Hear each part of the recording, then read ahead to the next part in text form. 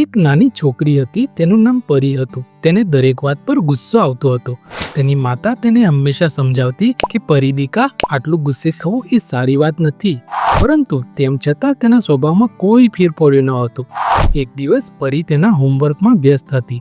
તેના ટેબલ પર ફૂલોથી શણગારેલું સુંદર પોટ હતું. પછી તેના નાના ભાઈનો હાથ વાસ પર વાગ્યો અને જ્યારે તે પડ્યો ત્યારે તેના ઘણા ટુકડા થઈ ગયા.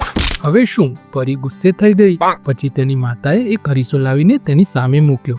હવે ક્રોધિત પરીએ અરીસામાં પોતાનો ચહેરો જોયો, જે ખૂબ જ ગુસ્સામાં દેખાઈ રહ્યો હતો. તેણીએ તેનો વિકૃત ચહેરો જોયો કે તરત જ પરી ખૂબ ગુસ્સે થઈ ગઈ.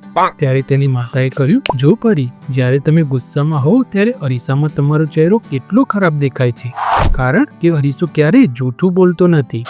હવે પરી જાણતી હતી કે ગુસ્સો કરવો કેટલું ખરાબ છે. ત્યારથી તેણે પોતાને ગુસ્સે ન થવાનું વચન આપ્યું. તો મિત્રો, આ નાનકડી વાર્તા સારી લાગે તો લાઈક કરજો, ચેનલને સબસ્ક્રાઇબ કરજો. મળીશું બીજા વિડીયોમાં. જય હિન્દ, જય ભારત, જય જય ગરવી ગુજરાત.